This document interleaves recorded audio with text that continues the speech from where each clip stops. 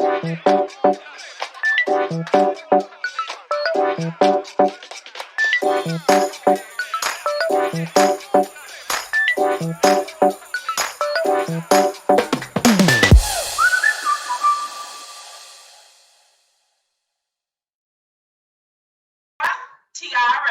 sorry. I would like to welcome you to the People of Color Living with Diabetes Virtual Summit.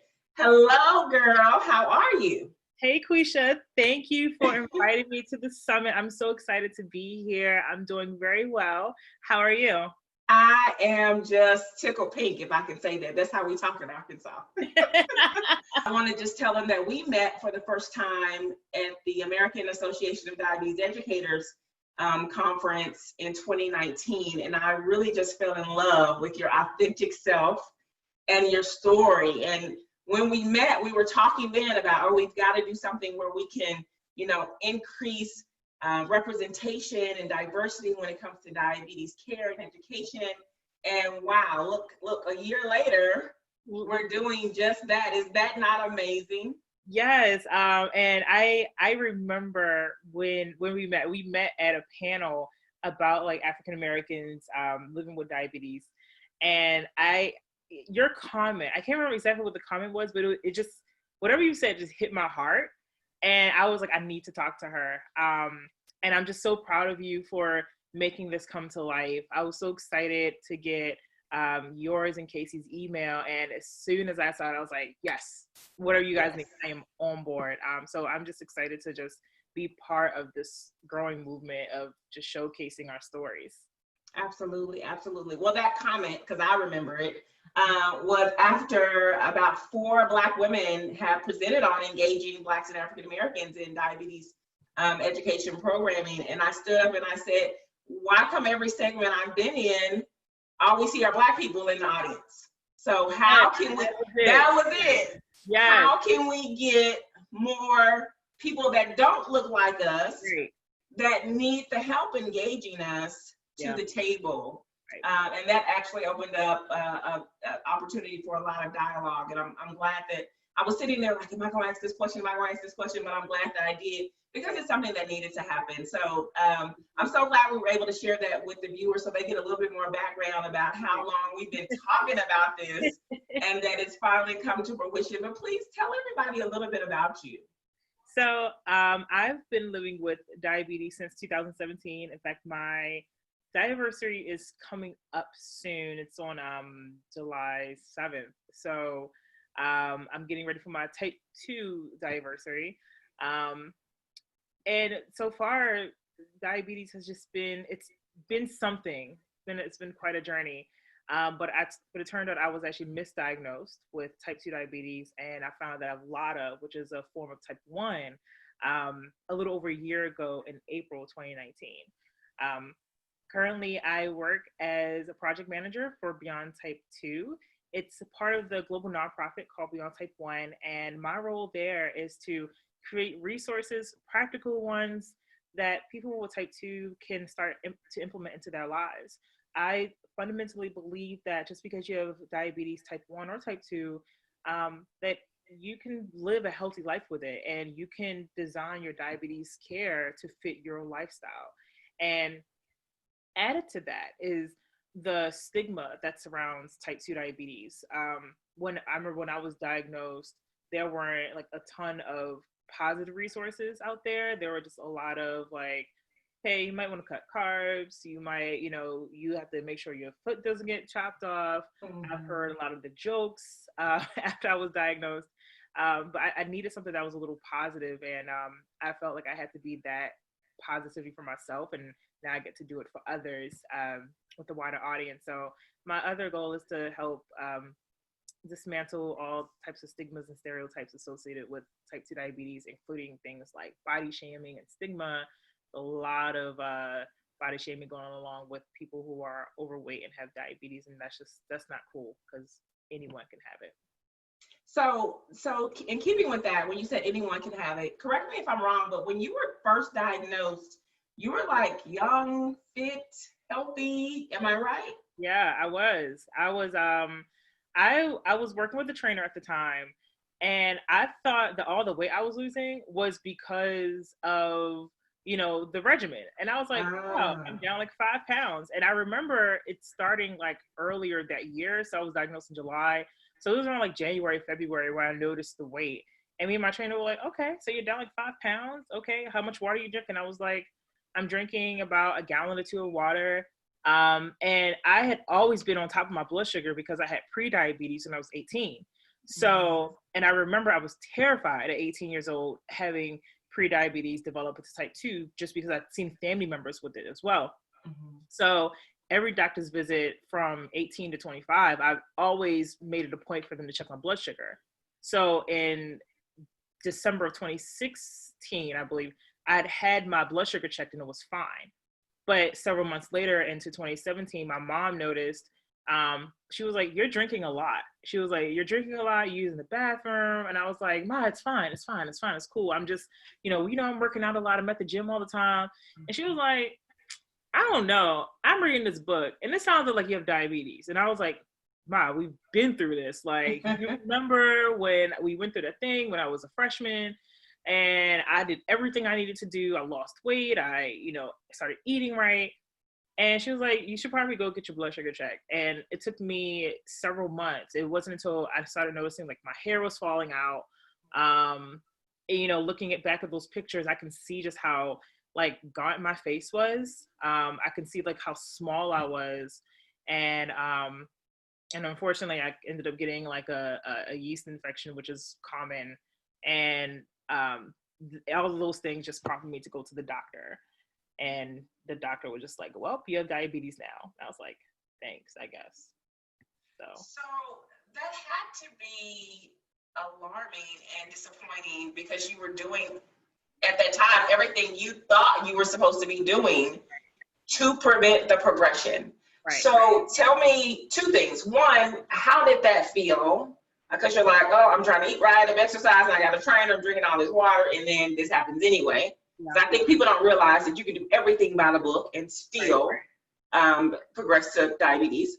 Yeah. And then secondly, how was it received by your mother, by your family, by friends, by everybody else that you told about it? How was it received by them? Yeah, so when I was told I had diabetes, like I didn't really feel much of anything. I felt a little numb. I didn't feel like demoralized or anything like that.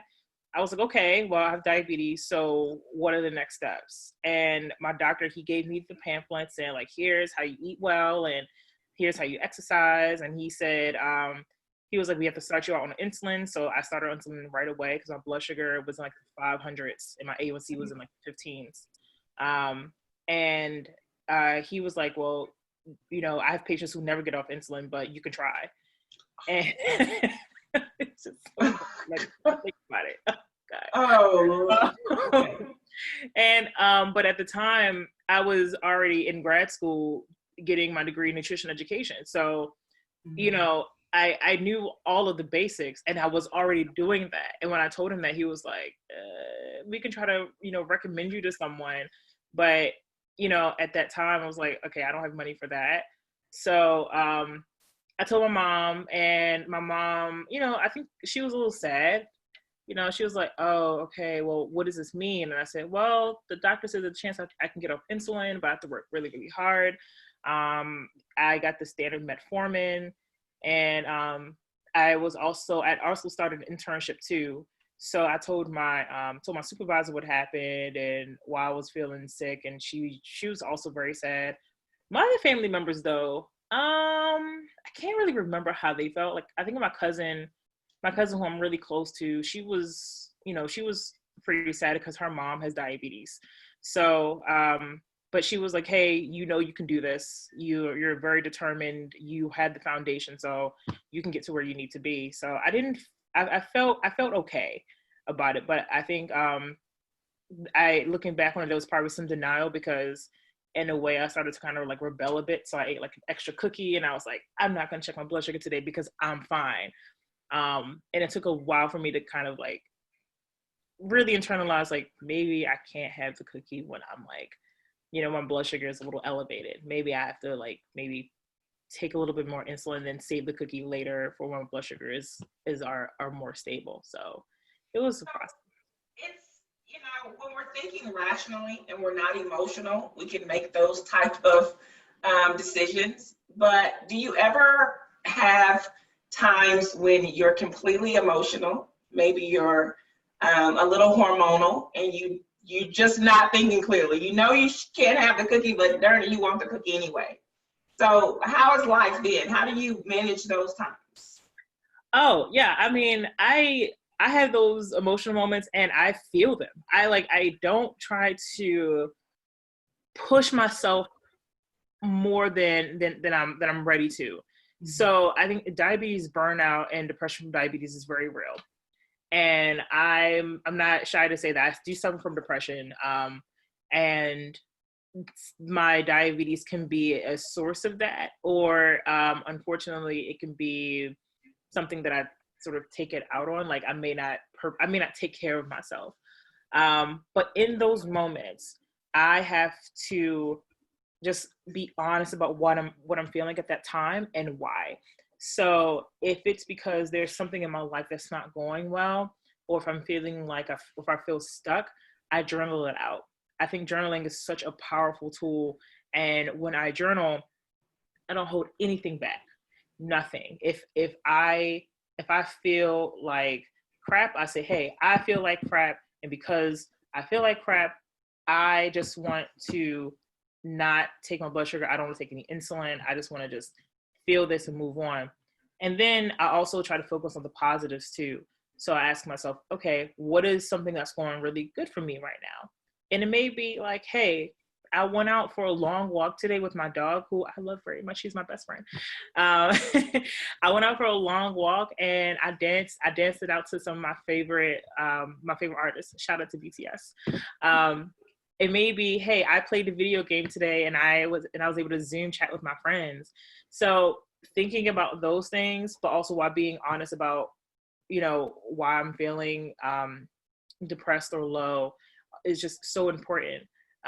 That's how I kind of work through my emotional struggles. And I think in the past, when I've tried to kind of just push forward without actually confronting my feelings, I've been able to kind of sort of spiral. And that does lead to some things that I've gone through, like binge eating or like emotional or stress eating. And I know in the past it's sometimes been harder to come out of that, but I've gotten better at it nowadays. Wow. Thank you for the candidacy. I think a lot of times, especially as Black people, I would even go so far as to say, just from friends of mine that are Hispanic or Latino, that we tend to suppress things like that. And we don't want to, quote unquote, claim it. Like, I'm not going to claim depression. I'm not going to claim diabetes. And I have patients that say that all the time. And I say, well, I'm sorry, but it claimed you. I think what you said is so important. Don't dwell on the negative for too long. You have to be able to look at the positive side as well. Journaling is something that I do as well. And thank you so much for, talking so openly about having depression. That's something that we don't talk about that much or enough as minorities, as people of color, and specifically, I can speak from on behalf of Black Americans and for my family and friends in my inner circle. We don't really talk about that a lot. Having therapy, journaling, doing exercises, doing things for our mental health. But there is a direct link and correlation between your emotional and mental health and your physical being. Yep. And it's so important that you take care of it. That's why it's called health. It's a complete state of health, exactly. Emotional, physical, mental, all of that above. So that is so important. So you started a health and wellness journey, I guess about 5 years ago when you were first diagnosed. Yeah. And tell us about this. It kind of led you to, I guess, what would be your first love now, aside from your dog, of course. And that's your blog, Cooking to a T. So tell us a little bit about Cooking to a T. So yeah, so actually my journey actually started when I was in college. So oh my God, it's been 7 years. 7 years. Wow. God, college just feels like yesterday sometimes. So I started that shortly after my 21st birthday. I just had a moment where I looked in the mirror and I tried to like suck in my stomach, and I could still see my stomach, and I was like, Oh, okay. And at that moment, I probably felt the lowest I had ever felt in my life at that time. Because this was after I had my bout with pre-diabetes. And I worked so hard a couple of years prior to make sure that my glucose levels were where they needed to be, that when I looked in the mirror, I was like, I let all of that go. Like, I was so disappointed in myself. So I set a goal, and I did something that I probably wouldn't recommend today, which is that I went cold turkey and I threw out all the processed foods in my apartment, all of it. And I signed up for a race. I wanted to run a 5K in Myrtle Beach. And I knew at that time, because I didn't have any money back then, I was like, if I'm going to pay for it, I'm going to do it. So I started training for that 5K, and it just like, it snowballed into figuring out that, hey, I love running. Running was such a great stress reliever. I started learning how to cook, and I realized that, okay, I don't need to like, how do I put it? I don't need to buy things like ketchup or salad dressings. I can learn how to make that myself. And I started reading this blog called A Black Girl's Guide to Weight Loss, and it's still up. And that blog inspired me to just learn more about nutrition, where I was studying the marine sciences back then. And the author of that blog had something called like reclaim your taste buds. So I made it a point to cut down on sodium and use like natural, fresh ingredients. And then I started posting a lot of my food on my personal Instagram page. And one day I was like, should I start a blog, or should I like start like open up a separate page? And people were like, yeah, you totally should, because your food looks really good. And I said, okay. So I started cooking to a T, the website and the Instagram page, and started posting some of my favorite recipes, started posting about like my health journey, and talking about things like mental health. So one of the things that I was really interested in, and still am interested in, is emotional eating, because I am an emotional eater.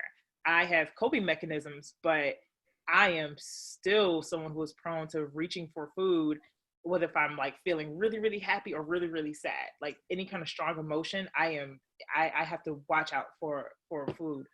So I was open about that. And then throughout that journey, I think it was like either Philando Castile or Alton Sterling, that also became like a source of trauma for me. So I wrote about that too. And I wrote about like how seeing, Black people being killed by cops was it triggered an emotional response, and that response was food, like using food as a getaway for me, as a source of comfort. So being open about that has been a part of my journey, and the blog has changed a lot over the years as I've changed.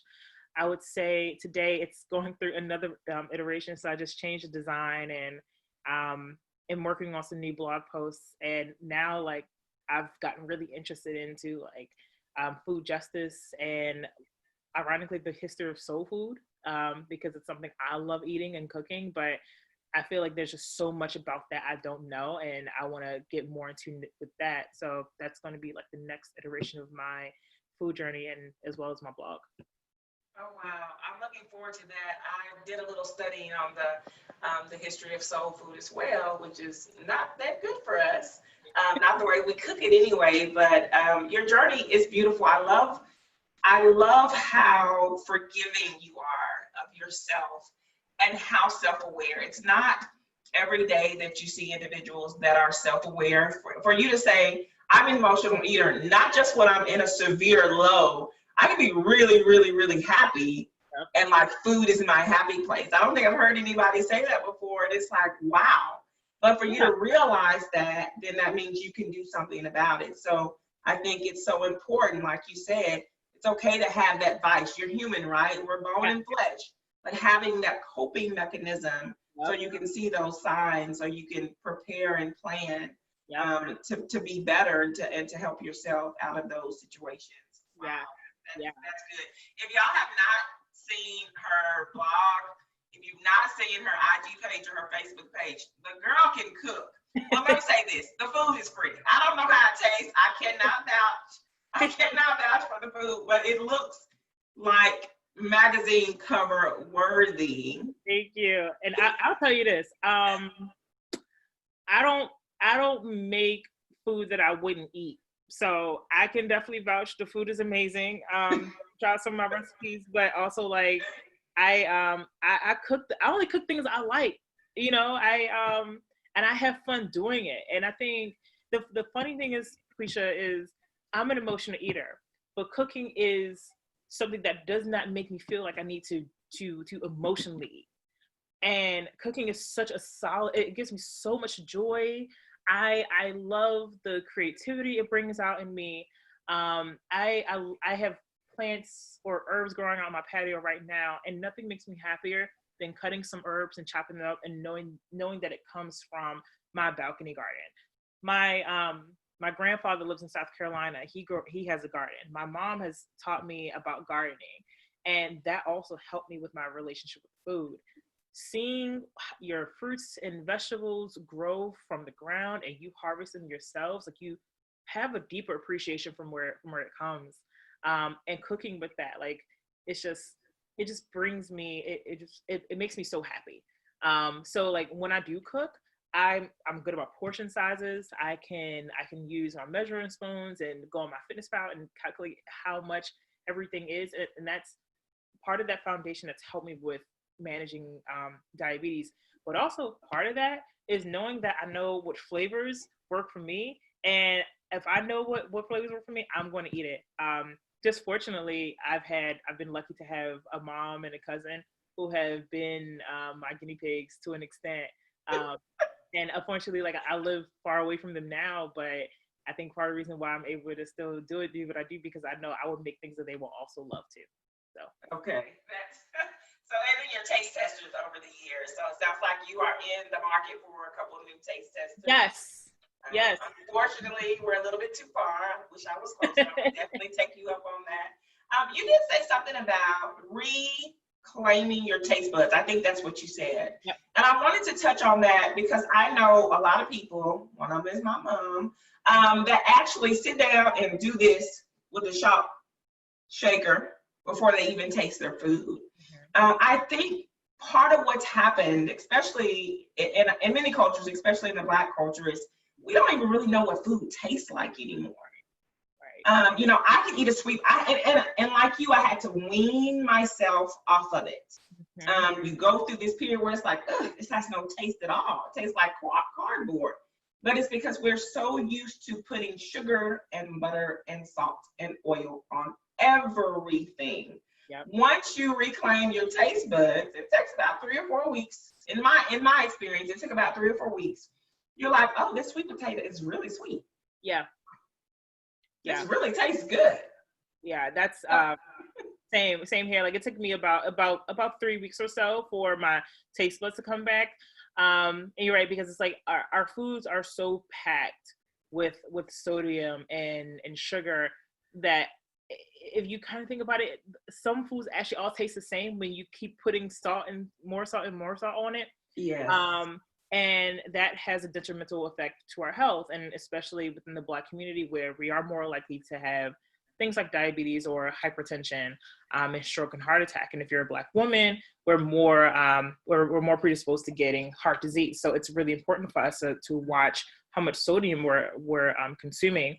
What I would say about like reclaiming your taste buds is try to find, or at least start small. Like don't like try to like get rid of all the salt, but like decrease your salt intake bit by bit. So if you notice that you keep doing this and this and this, just like do this, boop, and then sit it aside, or try like exploring with other things that bring flavor. So it's summertime, so fresh herbs. So if you have like basil or thyme or oregano, something to kind of really liven up a dish, that's really helpful. Things like vinegars and lemons and other citruses that naturally have a lot of like strong flavors that can boost up a meal. That also helps too, because that way you don't feel like you need to put extra salt or sugar on a meal. And then like 3-4 weeks later, you'll notice, like you just said, you'll taste it and you'll be like, oh, wow, this processed thing is actually a bit too much for me. I actually prefer, the smaller quantities of salt. And then you're actually more willing to experiment with different things that aren't salt. Absolutely. And I can tell you're a real world nutrition educator. And that's the approach that I take with my patients as well. It's not, oh, don't eat anything white, Right. Or don't eat this. It's okay, well, were you eating this? Well, if you were eating a cup, let's cut it in half, because a lot of people think that when you have diabetes, it means you have to eat a diabetic diet. There's no such thing. It's just a matter of reclaiming your taste buds, making sure you're watching your portion control, and of course your carb intake to some extent, of course. Right. But it's I love the way that you put it. I love the way that your face lights up when you talk about how you love gardening and growing your herbs and cooking. And as you were saying that, I heard, like, I'm not gonna say I heard bacon sizzling in the background, because I don't think that's right now. But I heard water bubbling, and I could see steam, and I could smell the aroma in the kitchen. So just you describing how much you love it made my mouth water. I love that. And I think the thing about cooking and or healthy eating in general is that a lot of us already have those ingredients in our pantries already.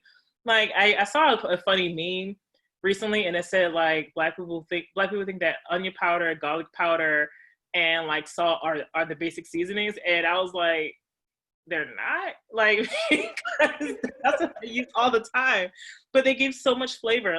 Last night I made meatballs, homemade meatballs in tomato sauce, and I was like, okay, I don't want to add a ton of salt, so I use tomato paste, which has concentrated sweetness, so that adds sweetness to the sauce itself. If I wanted salt, I used olives that were in brine, so that I didn't need to add any additional kosher salt. I had purple basil, and I added that to the sauce that boosts freshness. Fresh garlic was also helpful, as well as onion. And it's just those things really just liven up a dish. And then when I eat it, I'm like, I feel good inside. Mm-hmm. So a lot of those things that we talk about and that are in healthy cooking, guarantee you have in your pantry already. We have it already. It's just a matter of, I think for most people, at least for me, when I'm providing diabetes education and talking about nutrition with patients, they don't know how to use it. They don't feel comfortable with using it. And I could, 10 years ago, I could give them that. But now with all the YouTube videos and all the Pinterest recipes, yeah. And Google, it's just all the information you need is literally at your fingertips on your phone or on your laptop. So you can watch a video or access, a blog like yours at any time.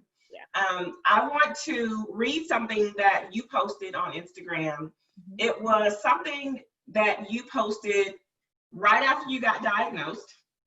And then once I read it, I want you to tell me what's different with what's the change rather with newly diagnosed Tiara and the Tiara of today. So let me get that up. So this is what you said. You said, I thought I had to make extreme drastic changes to my lifestyle, or that I would somehow feel more delicate or abnormal because I have this disease. Oddly, I hardly feel any different than I did before I visited the doctor on that life-changing day.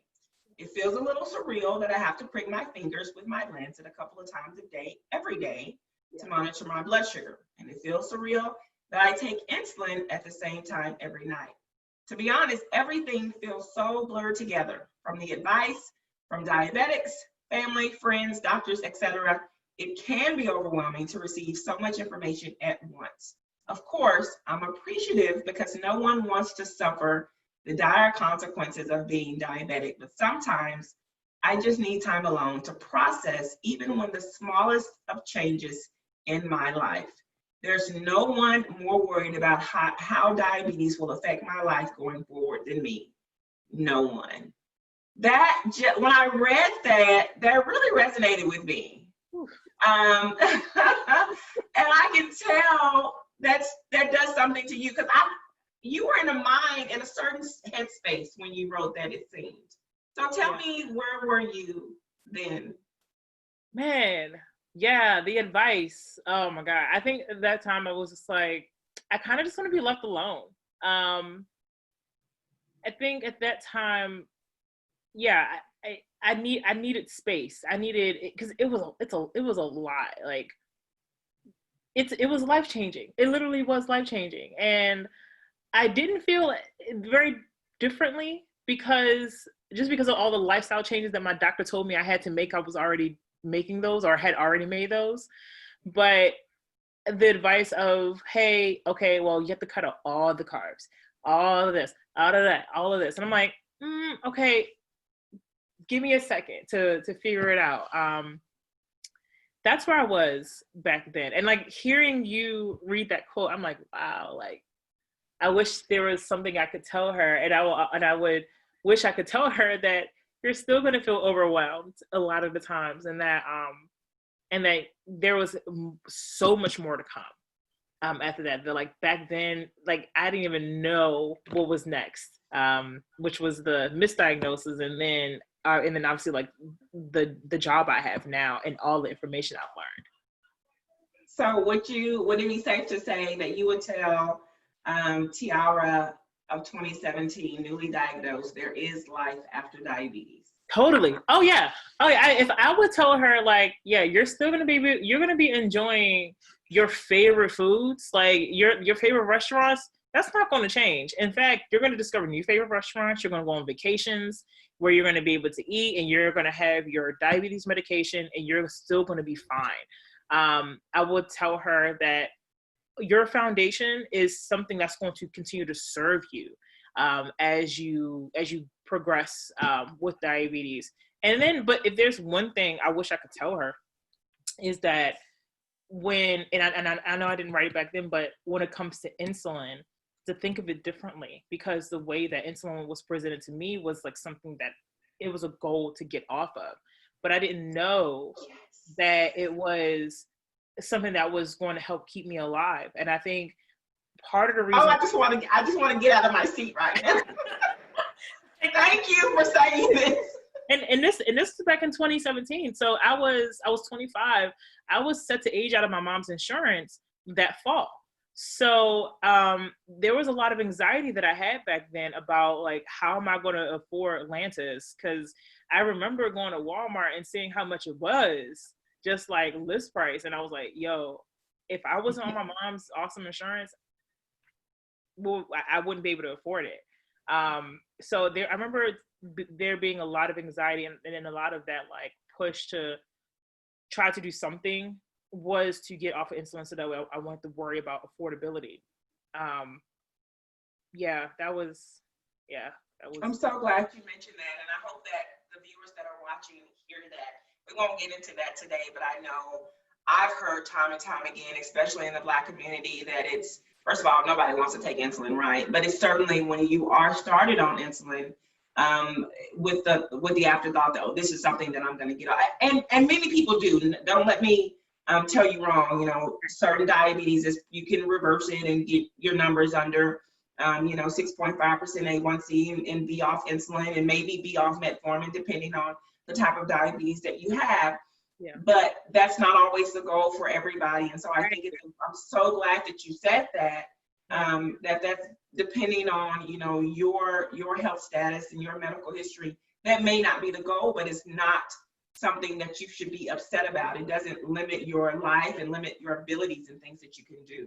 Yeah, I think if I wish the advice I had gotten back then was more about if there were things I could have changed in my lifestyle, like if someone could have sat with me and said, hey, okay, I noticed that you're eating a lot of this, or you're not doing enough of this.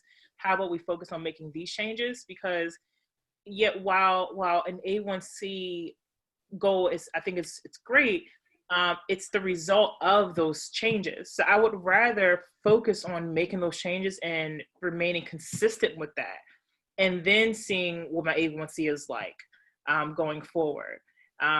Because if I'm only focused on, I want an A1C of 6.5, I'm just gonna be throwing everything at the wall trying to make it work. I would rather be like, okay, here's my A1C is 15 point something. My goal is to get down to 6.5. What can I change here in the middle, and how can I continue to remain consistent with that?